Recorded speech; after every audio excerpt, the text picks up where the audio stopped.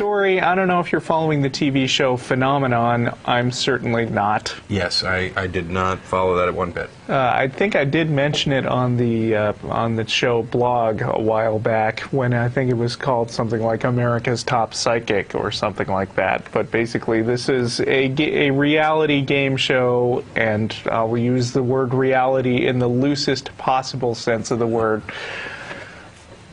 where there are these 10 contestants, and they're all claiming to have some kind of psychic abilities, and people are going to vote on them, a la American Idol, to see who is the best psychic. And, I mean, come on. First of all, there's no real way of demonstrating that any of this stuff works, certainly not on a game show. And second of all, even if it did, the way to prove it would not be on a game show. Yeah, so, you know, voting, I think you can reserve for things like, I don't know, figure skating. Right.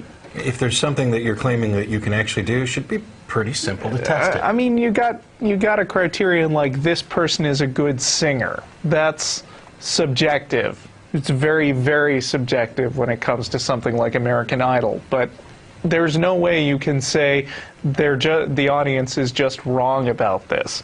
But when they say, yeah, this person has psychic powers, this is the kind of thing that science can actually address.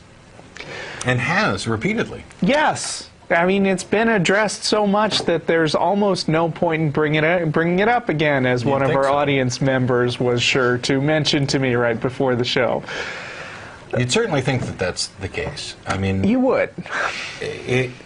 One thing to remember about most of these pseudoscientific claims, and any kind of claim that might fit into a similar category, things that relate to the supernatural, any kind of appeals to those sorts of issues, if any of it were true, you could make a good case that we should already know about it, and that even if we didn't, the second we did demonstrate that something like this was true, that somebody could speak to the dead or read your mind or move things with their mind, it would fundamentally change reality as we know it. If any of this stuff was true, you could make tons of money. And I'm not even talking about James Randi's $1 Million Psychic Challenge, which nobody has ever claimed, where you can demonstrate in a scientific environment that you have some kind of magical powers. I'm just talking if you had the ability to talk to the dead or read people's minds, you could find some way to turn that to your advantage and rake in tons of cash.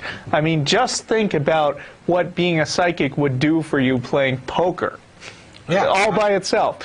And then imagine how many corporations and governments are going to be fawning over themselves to get 5 or 10 minutes of your spare time. Oh, yeah, absolutely. We'll give you $20 million for 10 minutes if you'll just give us the answers to, you know, these questions. And speaking of the $1 Million Challenge, I mean, when the subject does come up, invariably the excuse for not going, for people who don't want to go after the $1 Million Challenge, like Sylvia Brown, for instance, who was challenged publicly by James Randi and has never showed up. She just won't show up. Right. Yeah.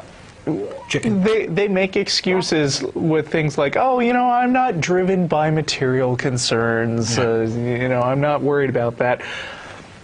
With all the people who claim to be psychic, you cannot tell me that there isn't one person who wouldn't like to get filthy rich. I just don't believe it.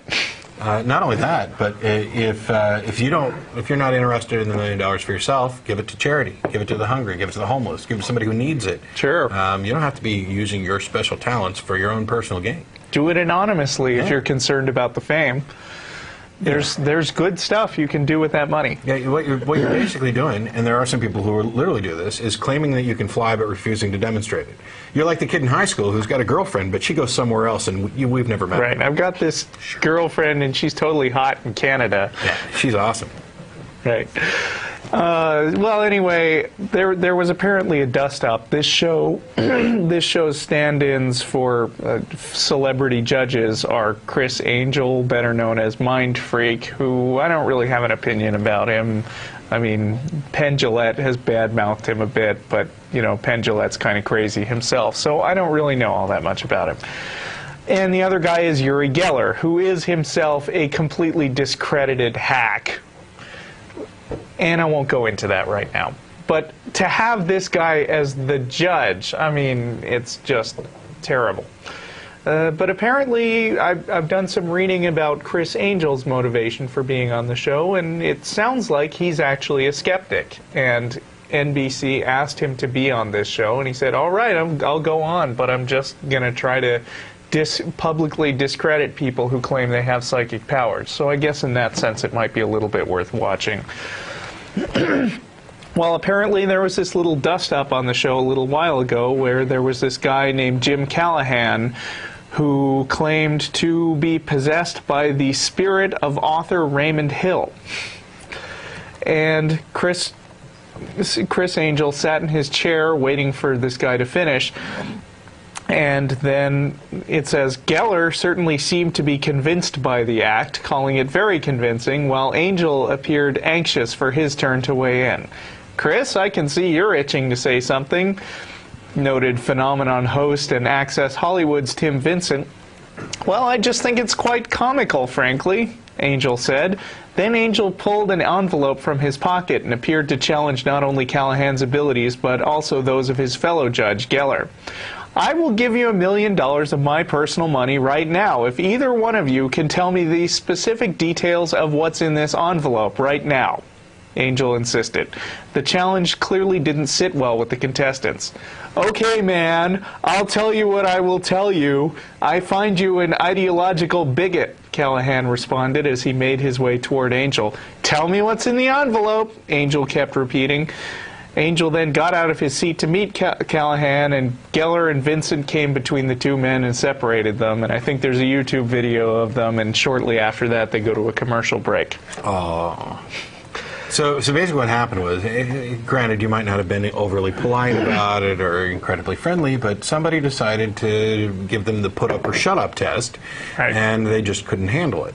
And I'm wondering, you know, one of the things we see, of course, Geller is going to be appear convinced of this, because one of the things that you see amongst these, well, I would say frauds, but I probably legally can't. Although I think I just did. Oh, no. No, you just said you might say frauds, but you didn't. In any case, what you see amongst these various people who claim to have similar talents is they'll all support each other.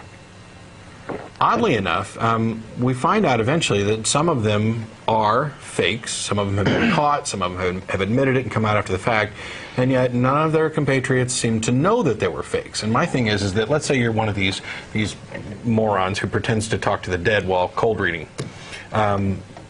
If you're talking to the dead and somebody else is talking to the dead as well, you don't ever see them say, I'm really talking to the dead, but he's lying, he's faking it. And I know because the dead people told me.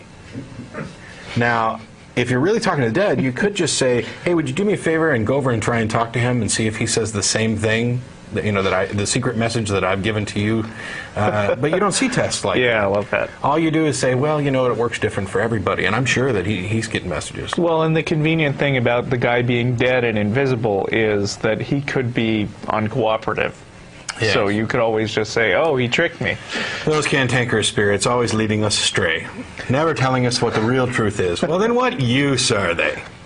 If their hit rate is equivalent to chance, even if you are talking to the dead, what good is it? Yeah. By the way, people are always emailing us to complain that we talk about Christianity too much and that we don't pick up on enough other religions. And while this isn't about religion, please make a note of it. We are talking about something stupid today that is not Christianity.